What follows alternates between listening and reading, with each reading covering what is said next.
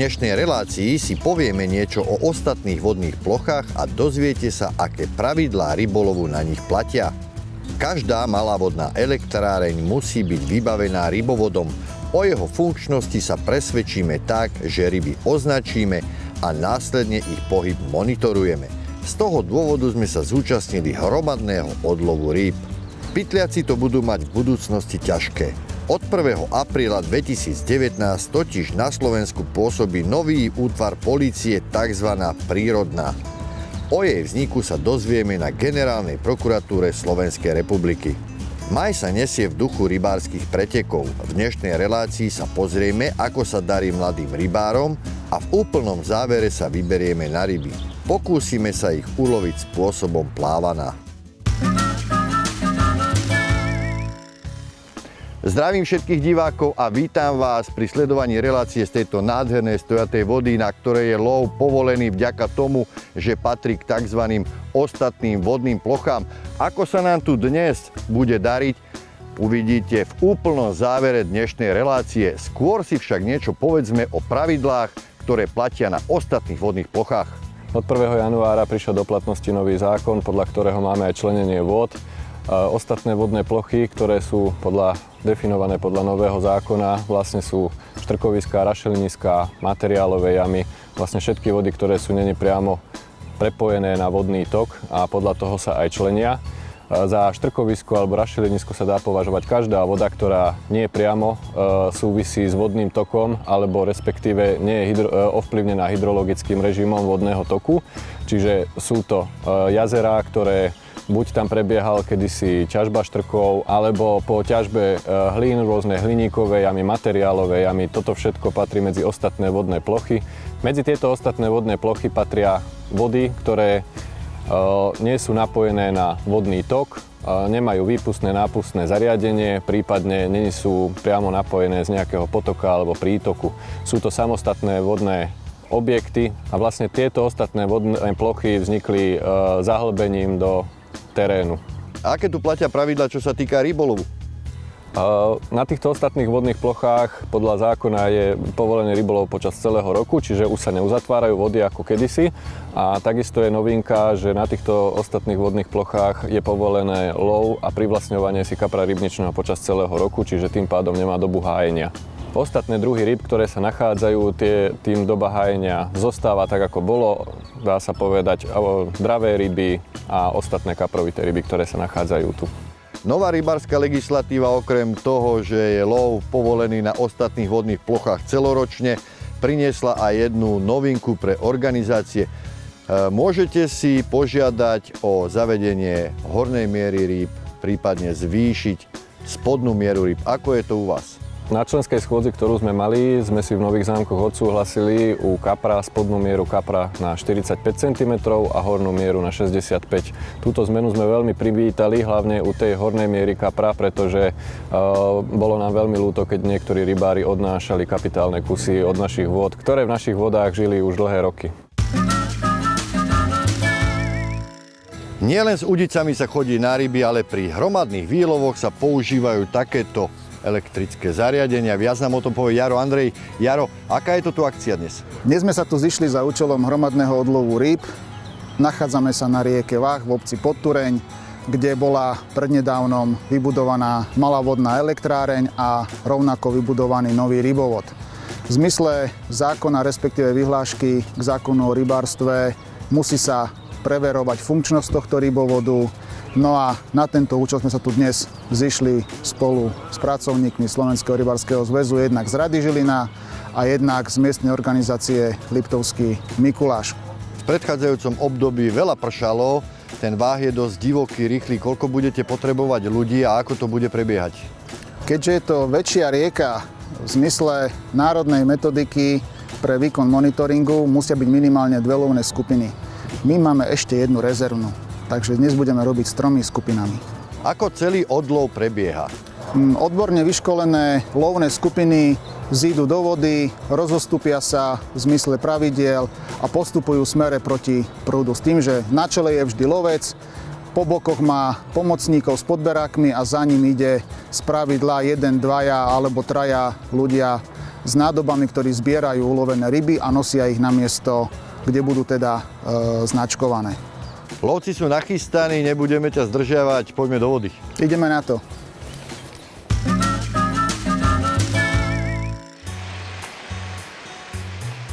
Prešli sme asi kilometrový úsek rieky, ako by si to zhodnotil? No, nepodarilo sa nám nachytať to, čo sme si plánovali. Je trošku vyšší stav vody, ako môžete vidieť. Horšie sa chytalo a ryba nám viacej utekala. Koľko potrebujeme ryb? Aspoň tých 100 kusov, aby sa to dalo štatisticky vyhodnotiť. V minulom roku sme robili podobný prieskum na Dolnej Nitre. Tento sa od neho nejako líši? Áno, na Dolnej Nitre sme robili niečo podobné, ale inou metodikou a inou technológiou. Na Nitre sme použili tzv. PIT značky, alebo ľudovo povedané čipy. Tu sme použili modifikované Floytag značky. Poďme porovnávať ďalej, ako sa monitorovali ryby na Nitre a ako sa budú monitorovať tu. Na Nitre tým, že sa aplikovali tzv. Tie čipy, čiže tie pasívne integrované transpondery, v podstate fungovalo to tak, že sa nainštalovali dve elektronické brány, jedna na vstupe do rybovodu, druhá na výstupe z rybovodu a ryba ako náhle prešla rybovodom, tá elektronická brána ju zaznamenala a údaj sme získali. Tu je trošku systém iný, tu sa ryba hromadne označí a na konci rybovodu je umiestnená odlovná vrša. Čiže ryba, keď prekoná rybovod, zostane v tej vrši, kde ju obslužný personál vyberie, zaznamená, zmerá a vypustí do vody naspäť. Čo sa týmto vlastne sleduje? Týmto sa sleduje funkčnosť rybovodov alebo postavených rybovodov. Povedzme si niečo bližšie o samotných značkách. Viem, že je tu viacej farieb, je tu dokonca viac druhov. Ako sa to aplikuje? Ako sa to následne kontroluje a čo je pritom najdôležitejšie? Čiže dnes budeme používať tzv. Modifikované Floytag značky. Modifikovaná Floytag značka je v podstate táto značka, ktorá vlastne slúži na hromadné značenie rýb bez nejakej bližšej identifikácie. Hej, vychádza z tých Floytag značiek, ktoré máš ty v ruke. Čiže toto sú tie značky, ktoré už majú, ako môžeš vidieť, konkrétne čísielko. Hej. Na tieto účely, čo sa robí táto akcia, v podstate my nepotrebujeme vedieť konkrétne o ktorej tej rybe všetky tie možné veci. Nám stačí rybku hromadne označiť rôznou farbou. Táto akcia nie je jednorázová akcia. My tu prídeme ešte na jeseň, respektíve koncom leta a takisto ešte na budúci rok a ešte aj ten ďalší rok. Každý rok budeme používať inú farbu značiek, aby sme teda vedeli, pokiaľ sa tá ryba objaví vo vrši, ktorý rok vlastne bola označená a či vlastne, keď prekonala ten rybovod, či sa vrátila naspäť, alebo nie. Spomínal si, že podobné akcie sa budú opakovať. A ako by si zhodnotil tú dnešnú? Dnešná bola veľmi náročná práve skrz ten zvýšený vodný stav, kedy sa nám nepodarilo naloviť ten potrebný počet ryb, čiže budeme musieť sem dojsť ešte raz a doloviť tú rybu na ten aspoň počet 100 kusov. Tak ti želám, aby sa ti to čím skôr podarilo. Maj sa dobre. Ďakujem, napodobne. My sa ponáhľame do Bratislavy na generálnu prokuratúru. Od 1. apríla vznikla na Slovensku tzv. Prírodná polícia. Sme zvedaví, čo tomu predchádzalo a či to bolo také dôležité. Vznik prírodnej polície v podmienkach Slovenskej republiky je možné považovať za veľmi významný a celkom nový jav. Je to reakcia na skutočnosť, že podobne ako v celom svete si ochrana životného prostredia vyžaduje čoraz väčšie náklady, čoraz väčšiu námahu a v neposlednom rade aj primerané zákonné prostriedky. Pán plukovník, aká je organizačná schéma tejto polície? Treba povedať, že od 1.4. polícia vytvorila špecializované pracoviská na boj proti environmentálnej trestnej činnosti. Takže to, čo sa tak pracovne alebo vo všeobecnosti zažíva ako pojem prírodná polícia, sú vlastne špecializované oddelenia na krajských riaditeľstvách policajného zboru.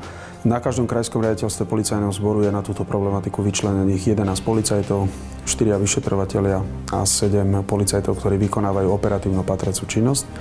s tým, že ďalej udržujeme ten model, ktorý máme už od roku 2005 v rámci obvodných oddelení a okresných riaditeľstiev policajného zboru, kde sú policajti, ktorí sú vyčlenení na túto problematiku, ale popri tom robia aj inú trestnú činnosť, odhalujú a vyšetrujú.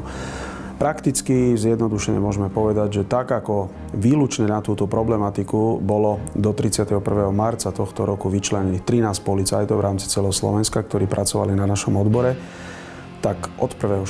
tých policajtov v rámci celého Slovenska je 105. Okrem potrieb, ktoré v tomto smere vyvstávajú na Slovensku, tak vznik prírodnej polície odporúčila aj expertná komisia Európskej únie, ktorá v januári minulého roku bola tu v rámci 8. kola vzájomných hodnotení ochrany životného prostredia a odporúčila okrem iných, že policajný zbor na Slovensku by si vyžadoval špecializáciu práve v tomto odbore, nielen preto, že prokuratúra takúto špecializáciu už 10 rokov má, ale preto, že je to celoeurópsky a možno povedať aj celosvetový trend nástupu orgánov trestného práva, ktorých jedinou úlohou bude chrániť životné prostredie, ktoré je v súčasnej dobe v existenčnom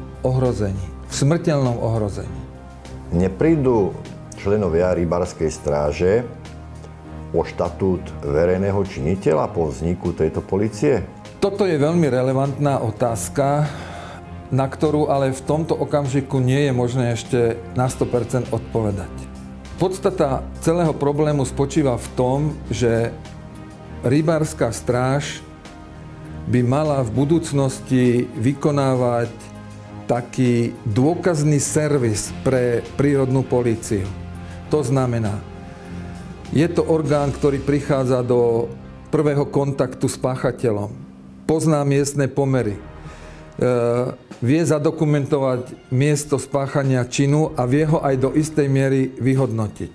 Na to, aby sa všetky tieto jej prednosti dostali do procesnej formy umožňujúcej právoplatné potrestanie páchateľa, je nevyhnutné, aby ich v potrebnej procesnej forme pripravila pre prírodnú políciu. Ako vy vidíte do budúcnosti spoluprácu rybárskej stráže s príslušníkmi polície? Keďže pytliactvo je jeden z takých významných fenoménov a patrí medzi asi také druhé najrozšírenejšiu trestnú činnosť v oblasti životného prostredia. Samozrejme, príjmame opatrenia aj na tomto úseku. Rybárska stráž je významný partner polície pri odhaľovaní a dokumentovaní tejto trestnej činnosti. Z toho dôvodu boli aj riadiaci pracovníci v rámci tých krajských riaditeľstiev policajného zboru inštruovaní, aby vstúpili do kontaktu s funkcionármi rybárskej organizácie osobitne, aby sa oboznámili so štruktúrou a s činnosťou rybárskej stráže na tom teritóriu, ktoré je im zverené, aby nadviazali spoluprácu, ale spoluprácu si predstavujeme veľmi konkrétnu.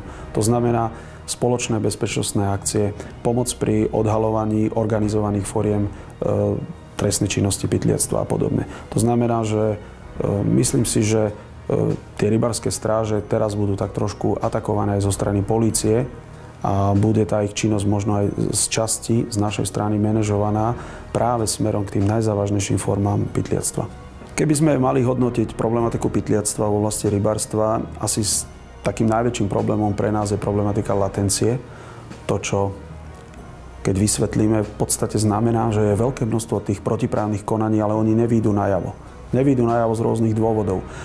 Jednak to, že tých ľudí nikto pritom neprichytí, ale potom máme aj signály o tom, že v mnohých územiach sa aj vie, že sa pácha nejaká trestná činnosť, ale z rôznych dôvodov sa to neoznamuje, alebo sa to rieši iným spôsobom a takto sa nám v podstate deformuje z nášho pohľadu bezpečnostná situácia.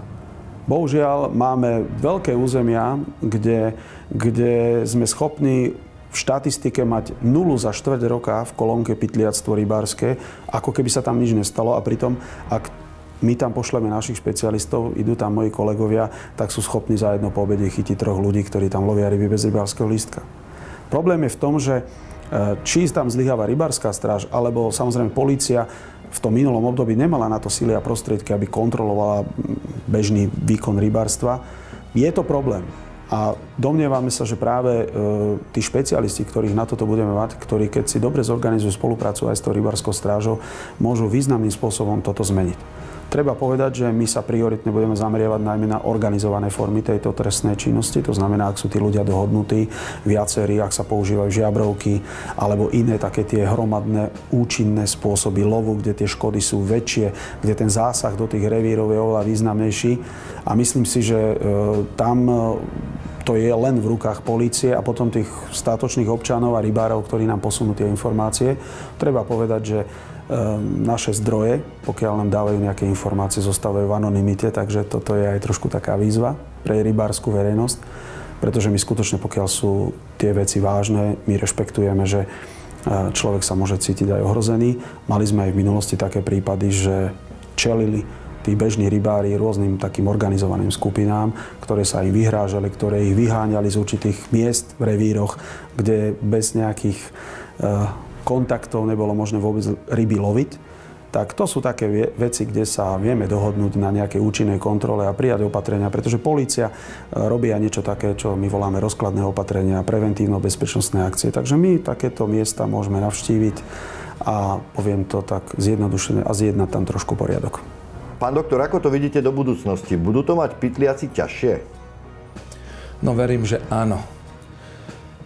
Ja sa dokonca domnievam a moje profesionálne, ale aj rybárske nádeje a sny sa upierajú na to, že možno možno o 10 rokov, ak nie ja, tak môj nástupca na generálnej prokuratúre zatvorí posledný spis s označením trestný čin pytliactvo a vyhlási, v tomto smere už nemám čo robiť. Na Obtokovom ramene v Piešťanoch sa stretlo takéto množstvo detí. Cieľ majú spoločný – uloviť čo najviac rýb. Dobrý deň, prajem. Týmto vás chcem privítať u nás v Piešťanoch na Obtokovom ramene, kde sa konajú detské rybárske kaprové preteky opováľa primátorky obce Banka. Účasť na pretekoch detí je obrovská. 97 detí sa zúčastnilo, 110 bolo prihlásených, tí sa nezúčastnili, sa omluvili, boli chorí. Tieto preteky organizuje Mestská organizácia Slovenského rybárskeho zväzu Piešťany. Podieľa sa na tom celý výbor MSRZ Piešťany. 97 detí je dosť a potrebujú veľa starostlivosti. Ako to pre nich zabezpečíte? Tak samozrejme táto starostlivosť je zabezpečená formou občerstvenia, ktorú majú zdarma. Takisto aj štartované majú zdarma tieto deti. Formou občerstvenia dostávajú na začiatku pretekov balíčky na občerstvenie a v priebehu pretekov dostávajú párky. Keď sa pozriem po brehu, tak každé 5. dieťa ťaha z vody rybu. Ako ste pripravili tento revír na preteky? Takže pred preteky sme si nasadili kapra K3 v množstve 2000 kg. Čiže deti sa majú naozaj na čo tešiť a je tu obrovské množstvo tých kaprov. Kto dohliada na preteky? Takže na preteky dohliada 20 rozhodcov z našej organizácie, rybári. Majú to odpracované ako brigádu. Hlavným rozhodcom je Tomáš Bališ, ktorý vlastne dohliada na rozhodcov na bodovanie. Kto pomáha deťom pri týchto pretekoch? Lebo nie je celkom jednoduché uloviť veľkú rybu, aby ju také malé dieťa zvládlo. V propozíciách máme povolené, môže pomáhať buď rozhodca alebo rodič. Môže vyťahovať podberáko, môže pomôcť alebo pridržať udicu. Rodičia sú rybári alebo nerybári? Takže rodičia sú aj rybári, sú tu aj deďkové, aj babičky sú tu.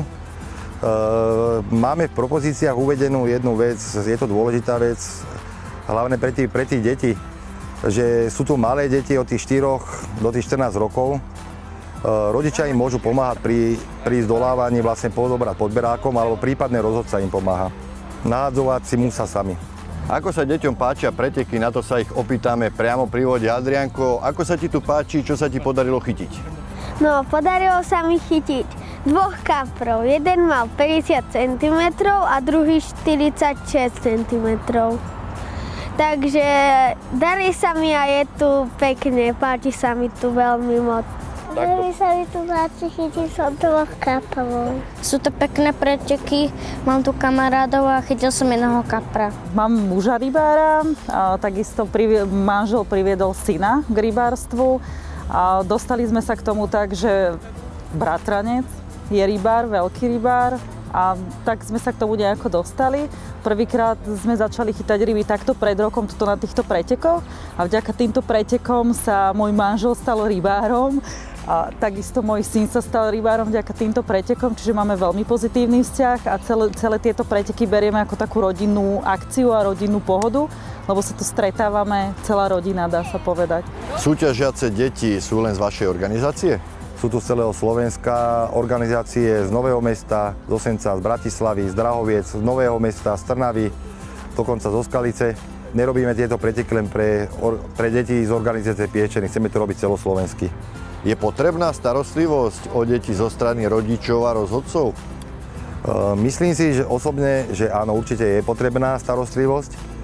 Z toho dôvodu, že niektoré deti majú prvý rok rybársky lístok a chceli sa zúčastniť týchto pretekov, čiže tá pomoc je potrebná od tých rozhodcov a rodičov je. Niektoré deti sú šikovnejšie, už vedia pracovať sami, ktorí majú dlhšie ten rybársky lístok 2-3 roky, vedia pracovať s udicou, vedia pracovať s tou rybou, vedia si ju aj vyťahnuť, ale tí, čo majú prvý rok, druhý rok rybársky lístok, je potrebná pomoc tých rozhodcov alebo zákonného zástupcu. Týmto sa chcem poďakovať všetkým, ktorí mi pomáhali pri organizácii týchto pretekov, členom výboru našej organizácie, členom rybárskej stráže, všetkým sponzorom, rozhodcom a hlavne rodičom, ktorí priviedli deti na tieto krásne naše preteky a ktorí sa venujú deťom a podporujú túto krásnu koníčku. Ďakujem pekne.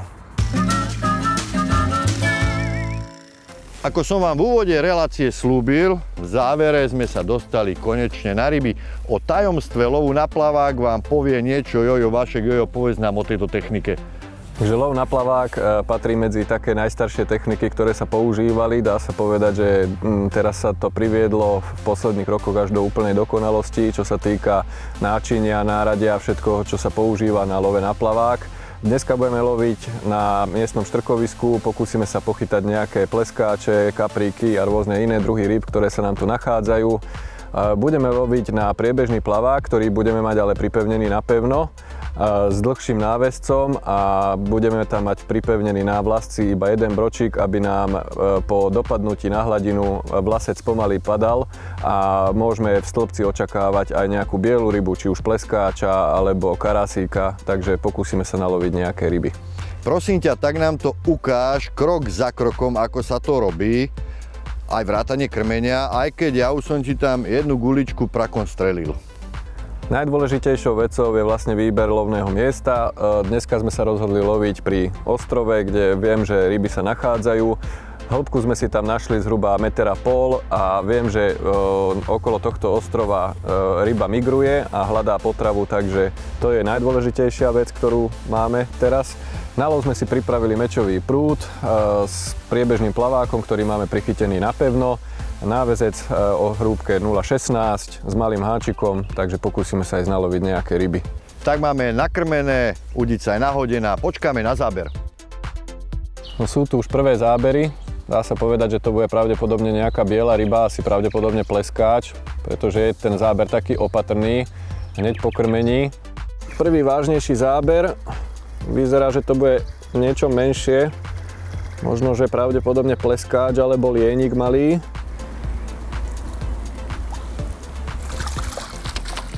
Jojo, prosím ťa, povedz mi, čo sa ti to podarilo uloviť za rybu? Vyzerá to ako pleskáč, ale spodobá sa to aj na šablu krivočiaru. Čo to je? No, dá sa povedať, že je to taký kríženec viacerých druhov pleskáčov. Má to znaky aj pleskáča malého, aj vysokého. Toto sa dosť často stáva, keď je premnožený pleskáč viacero druhov, že sa pokrížia medzi sebou.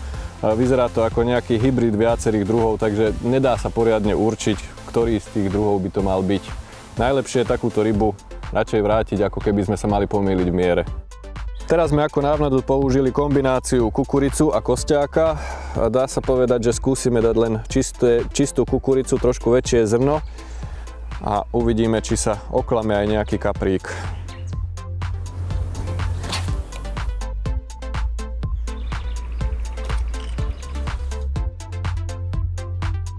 Celkom zaujímavý lov, ako to vidíš ty? Tak s lovom som spokojný, krmovo fungovalo tak, ako sme potrebovali, výber lovného miesta takisto. Podarilo sa nám chytiť pleskáče, lieňa, kapríkov, karasov, takže ja si myslím, že to, čo sme potrebovali si zachytať, sme si zachytali. No a spokojní sme určite aj my a ešte spokojnejší budú rybári. Od 1. júna začína sezóna lovu lipňa, sezóna lovu dravcov, môže sa loviť na rybku, na prívlač a hlavne máme lov non-stop, takže Jožko, s tebou sa na dnes lúčim. Ďakujem, ahoj. A s vami sa lúčim tiež, stretneme sa na rybách, Petro zdar.